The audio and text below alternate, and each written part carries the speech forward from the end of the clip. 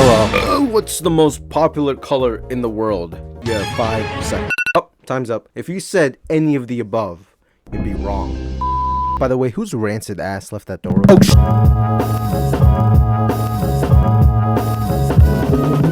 Oh, now, I'm a big fan of colors, so if you ain't a big fan like me, anyways, from red, blue, and green, and everything in between.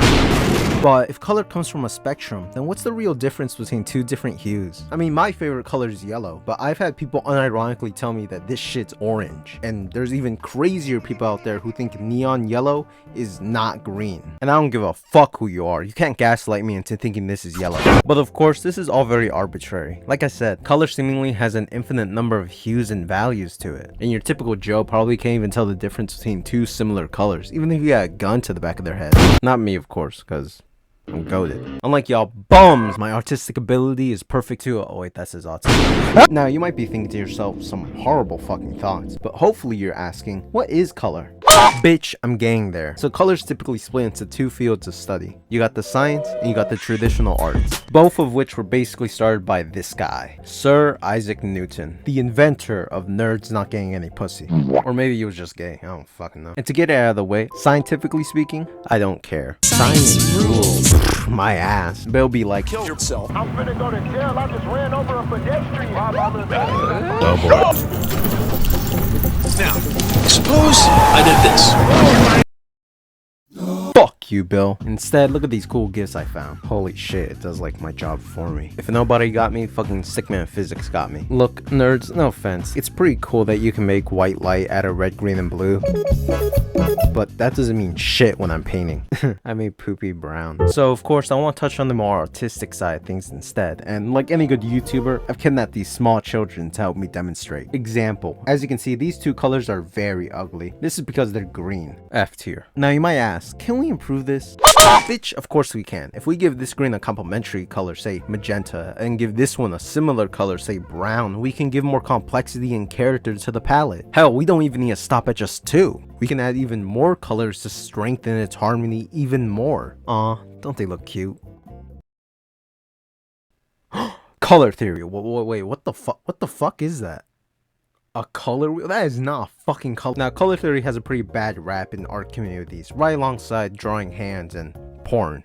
And I get why, because half the people who speak on color theory either have no clue what it is and confuse it with fucking optical illusions, or they're so strict about it they limit their own artistic potential. Like, yeah, these palettes do look nice, but what do the colors really say about you? What, you're too much of a pussy so you rely on a fucking diagram to express yourself? The answer is yes, because I'm talking about myself. Look, everyone's afraid of being wrong, but in art, and especially with palettes, there are no wrong colors. So as artists, we need to remind one another that the whole point of our art is to be ourselves, to make something that fits our eyes only. Even with people who can't see your vision, that doesn't mean you should hide your true colors behind some mask. And look, even if you're not an artist, you'd be a fucking pig to prefer the sloppy alternative you've been seeing lately. I'm not gonna say it because I don't have to. That pet peeves for another time. But what if you don't give a fuck about art and only care about greed?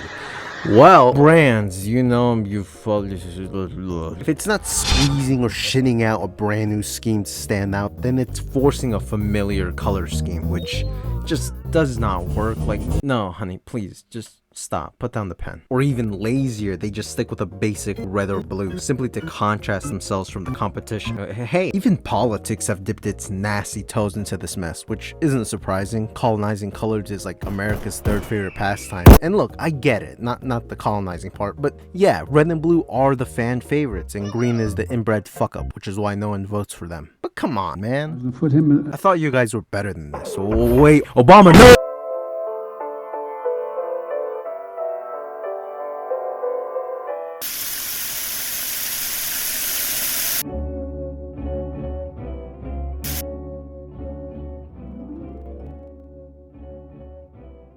So, what's the lesson? I don't know. I guess that's what happens when we don't plan your shit.